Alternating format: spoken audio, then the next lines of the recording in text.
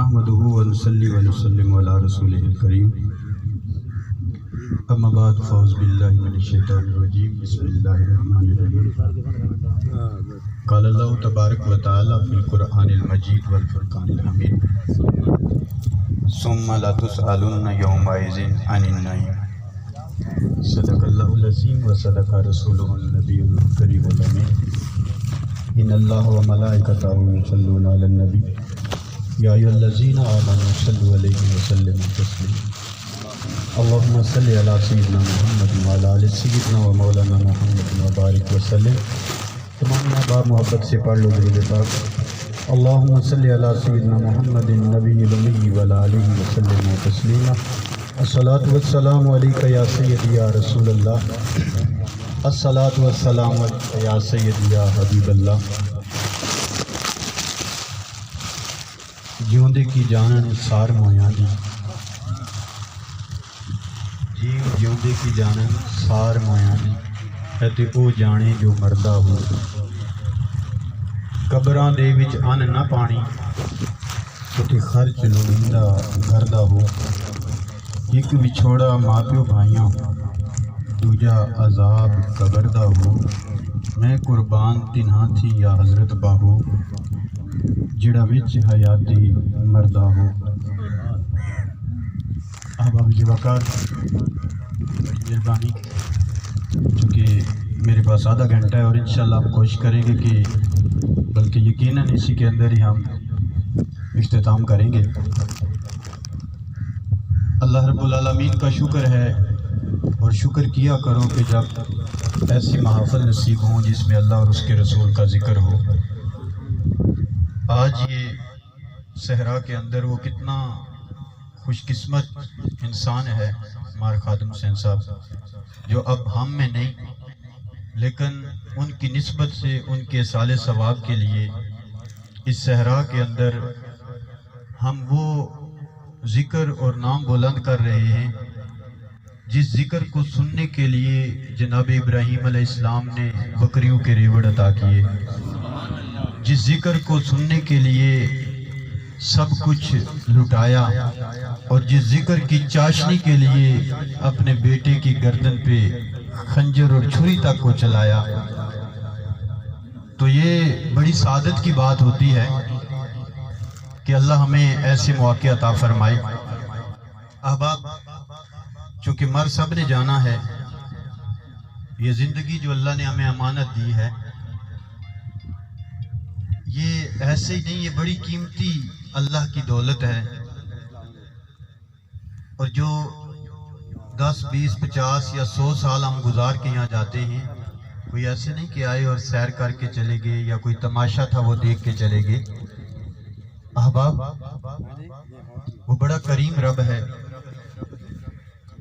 اور اس نے انسانیت کو، کائنات کو ایسے نہیں بنایا، اور اگر بنایا تو اس کے بعد یہ بھی فرمایا کہ ایک معین مدت تک تم نے یہاں رہنا ہے اور یہ صرف تمہارے عمل کی جگہ ہے. یہ ایک سکول ہے جس کے اندر آپ نے سیکھنا ہے، سکھانا ہے، پریکٹیکل کرنے ہیں، تھیوری پڑھنی ہے، حساب و کتاب کرنا ہے، جس طرح مرضی رہنا ہے.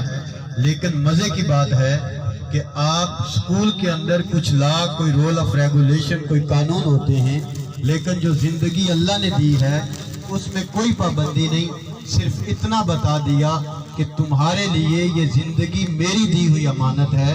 اگر اس کو تم گزارتے ہوئے یہ سوچو کہ جس رب نے دی ہے اس کے بارگاہ میں ہم نے پھر جانا ہے. اور مزے کی بات فارا مسلمان کے لیے اللہ نے یہ انعام کیا، مہربانی کی. اللہ نے انسائیکلوپیڈیا یا ضابطہ اخلاق، ایک ہوتی ہے تحریر لکھی ہوئی چند لائنیں کہ اس کے تحت آپ نے گزارنا ہے. سمجھانے کے لیے عرض کروں گا کہ یہاں سے اب لیا کی طرف نکلے یا لاہور کی طرف جا رہے ہیں یا مری کی طرف جا رہے ہیں تو روڈ کے اوپر ڈائریکشن ہوتی ہیں، لکھا ہوتا ہے. اور آج کل تو یہ الیکٹرانک میڈیا ہے، آپ موبائل کے ذریعے ایپ لگا لیں، آپ کو بتاتا جائے گا. اور کہیں ایسی چیز آئے جہاں آپ راستہ بھولنے لگیں تو وہاں موبائل کے اندر سے آواز آئے گی کہ اتنا چل کے آپ نے رائٹ یا لیفٹ ہونا ہے، ہر لمحہ آپ کو اس کی ضرورت ہوگی۔ یہ چیزیں کیوں ہیں؟ چاہے وہ کوئی مسلمان ہے، کوئی بھی ہے، یہ سیکھے کہ ڈائریکشن یا رہنمائی کے بغیر آپ دنیا میں اپنی منزل تک نہیں پہنچ سکتے۔ تو رب جو اتنا کریم ہے، جو اتنا شانوں والا ہے، اتنی عزتوں والا ہے، جس نے کائنات کو بنایا اور پھر یہ بتایا کہ لوگوں میں خالق ہوں، تم میری مخلوق ہو۔ یہ کو تھوڑی کم کر دیں تاکہ لوگوں کو سمجھ آئے۔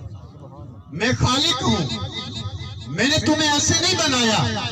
اور سنو، اس کائنات میں رہتے ہوئے چاہے کوئی دنیاوی کامیابی ہے، چاہے آخروی کامیابی ہے، اس کو حاصل کرنے کے لیے تمہیں میرے سوا کوئی وہ کامیابی نہیں دے سکتا، اور میرے تک پہنچنے کے لیے تمہیں کسی موبائل ایپ کی ضرورت نہیں، کسی ڈائریکشن کی ضرورت نہیں۔ یا اللہ کیسے ملے گی؟ فرمایا میں نے الحمد سے لے کر والناس تک 6666 آیات قرآن کو ایک ضابطہ اخلاق بنا کے تمہارے سامنے رکھا۔ یہ تھیوری ہے، اس کو پڑھو، اس کو دیکھو، اس کو سمجھو۔ یا اللہ اگر سمجھ نہ آئے، فرمایا استاد کے پاس تم پڑھتے ہو، وہ تمہیں بورڈ استعمال کرے گا، کاپی استعمال کرے گا، وضاحت سے سمجھائے گا۔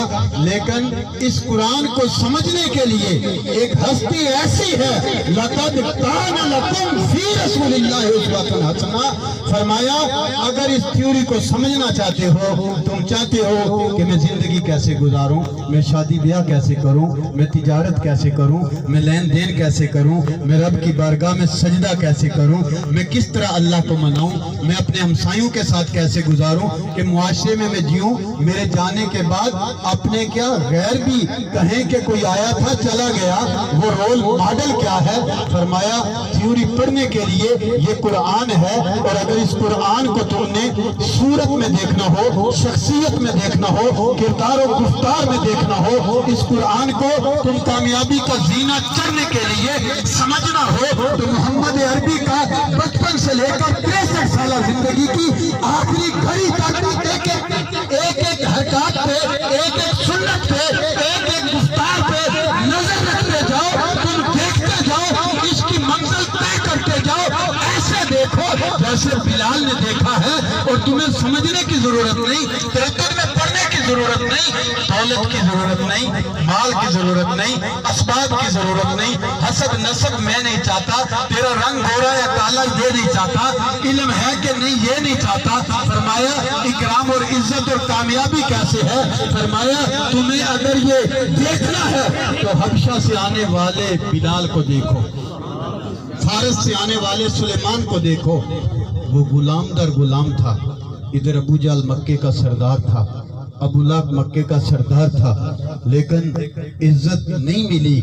جب بھی بات آئی مصطفیٰ کی مخالفت کی تو اللہ نے حسب نسب نہیں دیکھا، آپ نے سرخ چہرہ نہیں دیتا۔ ابو لہب کہتے ہیں بھڑکیلا، جس طرح آگ روشن، کہتے ہیں کہ اس کا چہرہ اتنا سونا تھا بظاہر کہ نظر نہیں ٹک سکتی تھی، لیکن ہوا کیا کہ اللہ نے اس حسن کو نہیں دیکھا، اس کے مال کو نہیں دیکھا، اس کی جائیدادوں کو نہیں دیکھا، اس کی سرداری کو نہیں دیکھا، بلکہ جب دیکھا کہ میں نے تمہیں دنیا میں بھیجا تھا اور ساتھ یہ پیغام بھی آ گیا کہ لوگوں میری زندگی جو ہے یہ اللہ نے ماڈل کے طور پہ تمہارے سامنے رکھی ہے۔ اگر تم چاہتے ہو کہ اس رب تک پہنچو جس نے یہ زمین بنائی، آسمان بنایا، چرن پرن بنائے، پہاڑ بنائے، جس کے حکم کے بغیر ایک پتہ بھی نہیں ہلتا، اگر اس تک رسائی حاصل کرنا چاہتے ہو، شارٹ کٹ راستہ ایک ہی ہے کہ مصطفیٰ کے قدموں میں آ جاؤ، حضور کی بارگاہ میں آ جاؤ۔ جب یہ مل جائیں گے پھر تمہیں ساری کمیاں بھی ہوں گی، وہ بھی دور ہو جائیں گی۔ عرض یہ کر رہا ہوں، ایک طرف سرداریاں ہیں، ایک طرف غلامی میں جکڑا ہوا انسان ہے، لیکن جب تک بکے نہ تھے کوئی پوچھتا نہ تھا۔ آقا آپ نے خرید کے انمول کر دیا، ایسا انمول کیا کہ رب نے خود اتنی عزت اور شان بخشی۔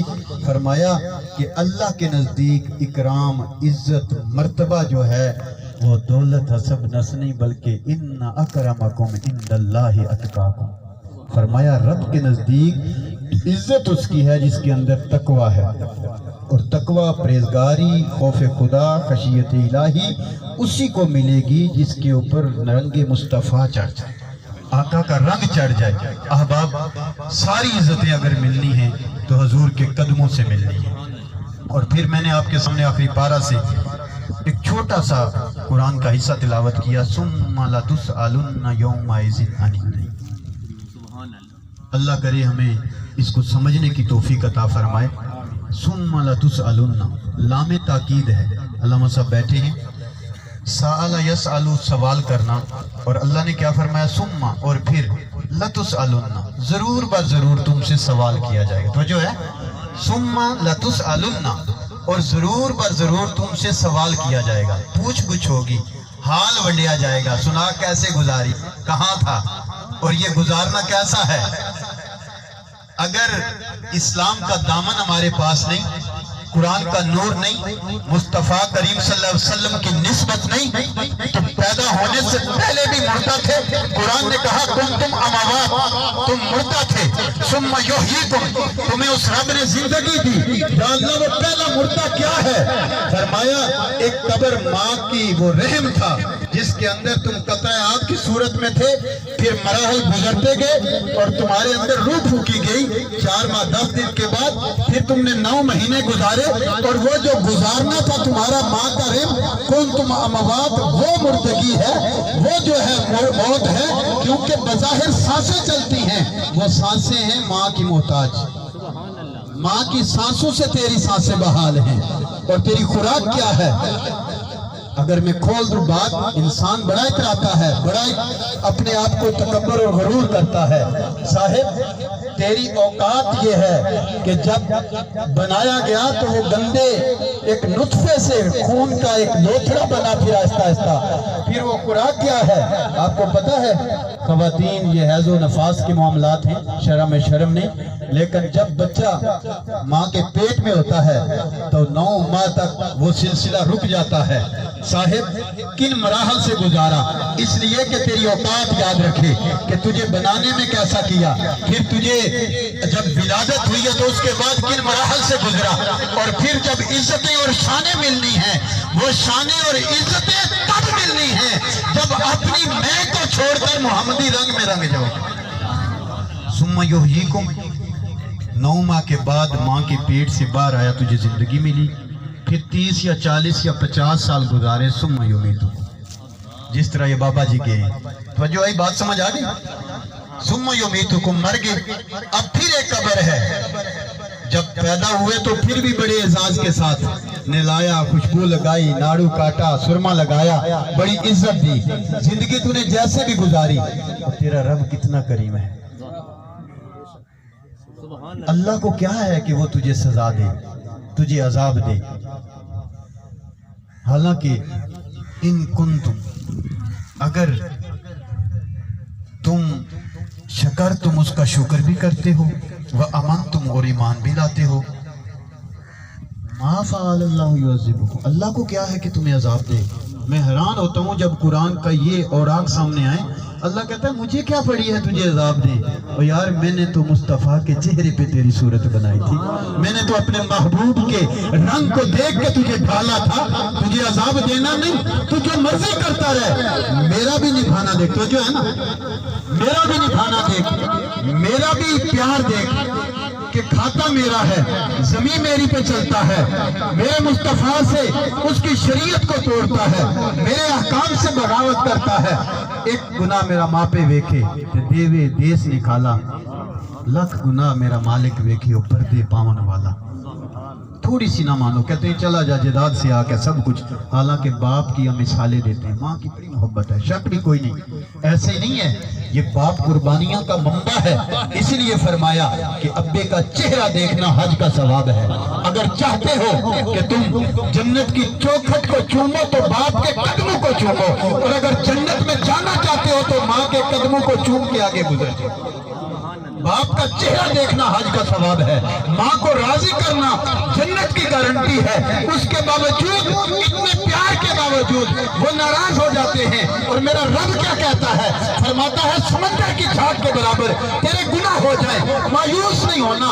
اگر کوئی کہے نا اتنا گناہگار ہے اب تو تجھے قبرستان میں بھی دفن نہیں کیا جائے گا, اب تو تجھے شہر سے بھی نکال دیا جائے گا, رب فرماتا ہے اس وقت بھی اللہ جب اس قدر بندے کی مایوسی کو دیکھ بھی لے, رب پھر بھی کہتا ہے لا تقنطوا من رحمت اللہ, اور بندے جتنے مرضی تیرے عیب ہیں لیکن میری رحمت سے مایوس نہ ہونا, سارے چھوڑ دے. لوگوں کے پاس تجھے صلح کے لیے 50 بندہ لے کے جانا پڑتا ہے, لیکن میں رب اتنا کریم ہوں, میری بارگاہ میں بندے لانے کی ضرورت نہیں, تقریر کرنے کی ضرورت نہیں, اقرار گناہ کرنے کی ضرورت نہیں, توبہ زبان سے کرنے کی ضرورت نہیں. آقا کیا ہوگا؟ فرمایا الندامت توبہ, تیری آنکھوں میں شرمندگی کے آنسو ہوں, چہرہ رونی شکل بنی ہو, میری بارگاہ میں آ جائے, فرمایا تیرا ایک آنسو شرمندگی سے ٹپک جائے, میں تیرے سارے گناہ معاف کر دوں گا. میرے خزانے میں اتنی کمی نہیں ہوتی جس طرح کوئی چونچ سمندر سے چیڑی بھر لے. اس قدر محبت رب فرماتا ہے, اس قدر پیار کرنے والا ہے. میرے صاحب جب رب اتنا پیار کرنے والا ہے, اتنی محبت کرنے والا ہے, تو کیا اللہ نے ایسے ہی ہمیں بنا دیا؟ تھوڑا سا اور آگے بڑھیں, اگر آپ کا ذوق ساتھ ہو محبت سے ایک بولے. اور جو اب آپ کھڑے اگر چند منٹ بیٹھ جائیں تو بڑی مہربانی ہوگی, صرف انتظامیہ والے رکے رہیں. یہ بڑی قسمت والوں کی گھڑیاں ہوتی ہیں, قیمتی گھڑیاں ہوتی ہیں, انہیں ایسے ضائع نہ کیا کریں اور رسم سمجھ کے کسی ختم میں نہ آیا کرے خدا کے لیے.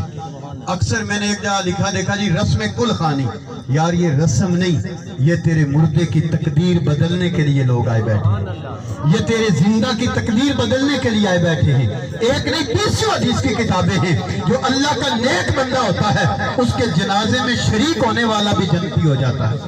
رابعہ بصری چوری کرنے کے لیے جاتا ہے اور قبر کھولنے لگتا ہے, آواز آتی ہے کہ جنتی ہو کے جہنمیوں جیسے کام کرتا ہے. حیران ہوا کہ یہ کیا, پھر آواز آئی, جب تیسری بار آواز آئی تو ہٹ کے کھڑا ہو گیا. فرمایا ساری زندگی چوری کی ہے, لوگوں کی عزتوں کو پامال کیا ہے, میں نے اسلام کے ساتھ میرا کوئی بھی اس کی روایت کو قائم نہیں رکھا, پھر جنتی کیسے؟ آواز آئی تو میرے جنازے میں شامل تھا, تو جو میرے جنازے میں آ گیا, اب رب کو بھی حیا آتی ہے کہ اللہ کی نیک بندی کے جنازے میں آئے اور پھر اس کو جہنم میں جانا پڑے. صاحب یہ بڑی نسبت کی باتیں ہیں, بڑی وہ رب بڑا کریم ہے. لا تقنطوا من رحمت اللہ, رب کی رحمت سے مایوس نہیں ہونا چاہیے. اللہ کی رحمت بہانے تلاش کرتی ہے کہ کس طرح بندہ آ جائے. بات کہاں سے شروع ہوئی تھی کہ ہم جتنے مرضی گناہ کر لیں, عیب کر لیں, رشتہ دار بھی منہ موڑ لیں گے, ہر کوئی چھوڑ دے گا, لیکن رب اتنا قریب ہے. اللہ کہتا ہے جب تم ہر طرف سے مایوس ہو کے شرمندگی لے کر میری بارگاہ میں آ جاؤ, آگے سر سجدے میں رکھ کے سچے دل سے مانگو, اور تمہیں یہ خبر ہو جائے کہ میں بیکار پیدا نہیں ہوا, مجھے اس کی بارگاہ میں پیش ہونا ہے. ثم لتسألن یومئذ عن النعیم. جب بندہ یہ یاد رکھ لیتا ہے نا کہ جو مرضی کروں, یومئذ ایک دن ایسا آنا ہے کہ اس کی بارگاہ میں نے جواب دینا ہے. اللہ پوچھے گا, کل ایک قدم بھی کوئی نہیں ہٹا سکے گا جب تک وہ یہ جواب نہ دے دے کہ بندے تجھے زندگی دی تھی کہاں گزاری, جوانی تو نے کیسے گزاری, تجھے علم دیا تھا اسے کتنا استفادہ کیا یا لوگوں کو دیا, تجھے دولت دی تھی اس کو تو نے کس انداز سے خرچ کیا. 4 چیزیں ذہن میں رکھیں, 4 چیزیں. اللہ رب العالمین جب بندہ مرتا ہے نا تو اس کے سارے اعمال ختم ہو جاتے ہیں, یہ بھی روایت سن لیں, لیکن 3 کام ایسے ہیں, ایک صدقہ جاریہ, دوسرا علم, اور تیسرا نیک اولاد. جب تک یہ پیچھے ہیں اس مرنے والے کو اس کا ثواب ملتا رہتا ہے, حتیٰ کہ وہ ڈوبتا ہے, غوطے کھاتا ہے اللہ کے اس عمیق جو سمندر ہے جس میں اس کو سزا مل رہی ہے, لیکن آہستہ آہستہ وہ کنارے کے قریب آتا جاتا ہے, اور ایک وقت آتا ہے کہ رب کائنات اسے بخش کے وہ تاج عطا کرتا ہے. حیرت سے پوچھتا ہے یہ معاملہ کیسے ہوا, حالانکہ اعمال تو ختم تھے. آواز آتی ہے کہ وہ جو تیرے پیچھے تھے ان کے عمل کی وجہ سے تجھے فائدہ پہنچتا رہا. صدقہ جاریہ جو آپ نے کیا وہ ملے گا. علم, اس کی مثال یوں سمجھے, میرے اور آپ کے استاد اب قبروں میں چلے ہوں گے, کئی ایسے بزرگ ہوں گے جن کے استاد شاید ان کی شکل تک یہ بھول گئے ہوں گے, لیکن انہیں فیضان ان کا جاتا ہے. آج میں یہاں بیٹھا ہوں، کوئی میرا کلاس فیلو برطانیہ میں بیٹھا ہے، کوئی جناب ہائی کورٹ میں ہے، کوئی کسی ادارے میں پروفیسر ہے، مجھے یہ بتاؤ کہ جب صبح کے وقت نماز پڑھ کے کم سے کم میں تو الحمدللہ جب بھی دعا مانگتا ہوں تو سب سے پہلے وہ استاد نظر آتے ہیں جنہوں نے ہمیں یہاں سے اٹھا کر یہاں تک لے گئے۔ والدین ایک پتھر کو زمین پہ لاتے ہیں، ایک چھوٹے گوشت کے لوتھڑے کو جس کے اندر احساس نام کی چیز نہیں ہے، جس کے اندر کچھ نہیں ہوتا، اس کو وہاں سے یہاں لاتے ہیں۔ استاد اس پتھر کو ہیرا بنا کے بلندیوں تک لے جاتا ہے۔ ہر دھڑکتے پتھر کو لوگ دل سمجھتے ہیں، عمریں بیت جاتی ہیں دل کو دل بنانے میں، اور یہ ایسے ہی نہیں ہے، یہ بڑا اونچا عہدہ ہے۔ انما بعثت معلما، میرے نبی نے فرمایا مجھے اللہ نے بڑی شانیں دی لیکن فخر نہیں کرتا، فخر اس چیز پہ کرتا ہوں کہ میں استاد بن کے آیا۔ اب وہ استاد عالم جس نے پڑھا اور آگے پڑھایا وہ چلا گیا، لیکن اس کے شاگردوں کی وہ خیرات اور میراث اس کو واپس پہنچتی رہی۔ اور تیسری چیز جو ہے، تیسری چیز نیک اولاد۔ اگر اولاد اچھی ہو، بعض لوگ اولاد کی وجہ سے نام ان کا نکلتا ہے کہ یار وہ جس طرح بھی تھا لیکن بچہ بڑا اس کا حلالی ہے، اور شالا پیو جی بھی ماں دی خیر ہوئی۔ عام پنجابی میں بھی لوگ دعائیں دیتے ہیں، یار ایسا بندہ ہو کہ تیرے وجود کی بات، جس باپ نے تجھے یہاں تک پہنچایا، تیرا کردار ایسا ہو کہ اس کے جانے کے بعد اس کی قبر میں بھی تیری طرف سے ٹھنڈی ہوا جائے، اسے سکون ملے۔ سنیے، چار چیزیں، چار طرح کے لوگ ہیں۔ ایک وہ جسے اللہ نے علم دی اور دولت، تو جو ہے نا علم اور دولت۔ اور ایک اور بات ذہن میں رکھے، پھر میں اگلی بات شروع کرتا ہوں، کہ کوشش کیا کرے چاہے جمعے کے خطبے میں جائیں، چاہے کسی ختم میں جائیں، یا جہاں بھی گھر سے چلے ہیں تو جو مرضی ارادہ تھا، لیکن جب یہاں پہنچے تو رسم نہ خدا کے لیے سمجھے، یہ سمجھے کہ یہ میرا بھائی تھا، اس کا باپ آج نہیں ہے، اس کا فلاں رشتہ دار اس کا بھائی نہیں ہے، تو ہم اس کے دکھ میں شریک ہونے کے لیے آئے ہیں، اس کے یوں کہہ لیں کہ ہمدردی کے لیے آئے ہیں۔ چند لمحے بیٹھیں گے، اس کا دل کا بوجھ ہلکا ہوگا۔ اور اس کا کیا فائدہ ہے؟ اس کا فائدہ یہ ہے کہ تم یہ نیت کر لو کہ یار جیسا بھی تھا یہ رسم نہیں، اور پھر جب پڑھنے لگے 200 400 500 بندہ ہے تو یہ کہیں کل ہم نے بھی مر جانا ہے، تو یار یا اللہ یہ جیسا بھی تھا ہم تیرے گناہگار بندے ہیں، ہم اس کے لیے تیری بارگاہ میں سفارشی بن کے آئے ہیں۔ کتنے سفید داڑھی والے لوگ ہیں، کتنے بچے ہیں، میں اور آپ گناہگار ہوں گے، بچے معصوم ہوتے ہیں، بزرگ چٹے والوں کی رب بھی حیا کرتا ہے، اور جب ہاتھ اٹھا کے یہ کہیں گے اللہ کی عزت کی قسم، جب بندہ سچے دل سے مانگتا ہے رب فرماتا ہے میں رب ہو کے حیا آتی ہے کہ میں اسے خالی واپس لوٹاؤں۔ تو جب اس ارادے سے آپ بیٹھیں گے انشاءاللہ آپ کی اس نیت کا بھی صلہ ملے گا، اور کل یہ وقت ہم پہ بھی آنا ہے۔ ایک بندہ ہے مال بھی اس پاس ہے، علم بھی ہے، لیکن وہ مال اور علم دونوں کو اپنی فراست سے علم کو صحیح خرچ کرتا ہے، اپنی اولاد پہ، والدین پہ، غریب اور مساکین پہ، اور فراست سے علم سے وہ لوگوں کو فائدہ دیتا ہے۔ فرمایا وہ دنیا کا خوش قسمت ترین انسان ہے اور رب کائنات کا پسندیدہ ترین انسان ہے۔ حدیث فرمایا ایک وہ شخص ہے جس کے پاس دولت نہیں ہے لیکن علم ہے، اور وہ علم جو ہے حق ادا کرتا ہے اس کے معاشرے میں رہتے ہوئے، اور دولت نہیں لیکن اس کے اندر تڑپ ضرور ہے کہ کاش میرے پاس بھی ہوتے تو میں اس یتیم بچی کے سر پہ چادر دیتا، میرے پاس بھی اتنے پیسے ہوتے تو جس طرح حاجی صاحب نے ایک بچی کی شادی کے لیے جہیز کا اہتمام کیا میں بھی کرتا، میرے پاس بھی ہوتے تو اس مسجد کے اندر میں بھی قالین بچھواتا، میرے پاس بھی پیسے ہوتے خلوص دل سے ہو تو میں یہ سب کچھ کرتا۔ میرے رسول نے فرمایا وہ پہلا شخص جس کے پاس علم بھی ہے، دولت بھی ہے، اور اس نے محل بھی بنوائے لوگوں کے لیے، سرائے بھی بنائی، 50 دیگیں بھی پکوائیں، غریبوں اور مسکینوں کی خدمت بھی کی۔ کئی ایسے لوگ ہیں جو اس کے ڈیرے پہ، اس کے نان نفقہ پہ پل رہے ہیں۔ فرمایا یہ دوسرا شخص جس کے پاس علم تو ہے، دولت نہیں لیکن جذبہ وہی ہے۔ فرمایا اس میں اور اس میں کوئی فرق نہیں، رب برابر کا ثواب عطا فرماتا ہے۔